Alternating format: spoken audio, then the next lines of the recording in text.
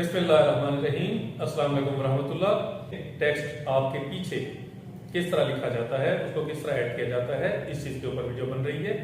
तो सबसे पहले आप कैपकट ओपन करेंगे। कैपकट ओपन करने के बाद आप न्यू प्रोजेक्ट में जाएंगे।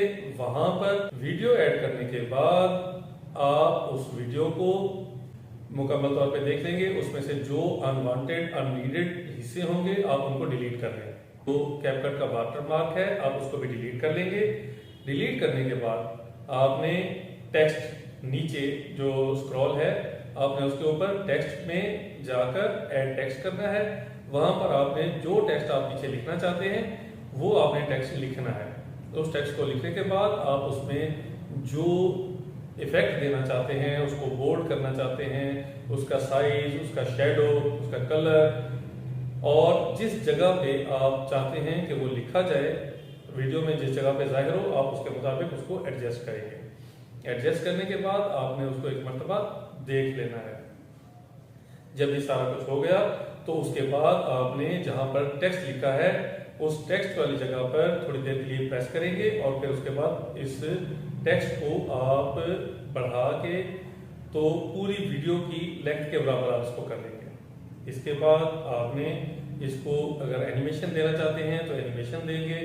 इसमें जो इफेक्ट देना चाहते हैं, मैं इसमें फेड इन का इफेक्ट दे रहा हूं और इसको जो टाइम देना चाहते हैं उसके मुताबिक ये आप सारा कंप्लीट कर लेंगे। चेक करने के बाद आप इसको 1080 क्वालिटी और 60 फ्रेम पर सेकेंड के ऊपर आप इसको एक्सपोर्ट कर देंगे। अब जब ये कंप्लीट एक्सपोर्ट हो गया तो आप दोबारा न्यू प्रोजेक्ट पे जाएंगे। वहां से आपने यही वीडियो जिसमें आपने अभी टेक्स्ट लिखा था, ये टेक्स्ट आपके सामने लिखा हुआ है, इसको आप दोबारा यहाँ पर ऐड करेंगे। ऐड करने के बाद आप इसके एंड में जो कैपकट का वाटरमार्क है आपने उसको डिलीट कर देना है। उसके बाद आपने ऐड वीडियो में जाकर दूसरी वीडियो ऐड करनी है जो बगैर टेक्स्ट के थी, और फिर आपने वो बगैर टेक्स्ट वाली वीडियो इसमें ऐड कर देनी है। अब आपके पास इस वीडियो टाइमलाइन में दो वीडियोस हैं, पहली वीडियो टेक्स्ट के साथ और दूसरी वीडियो टेक्स्ट के बगैर।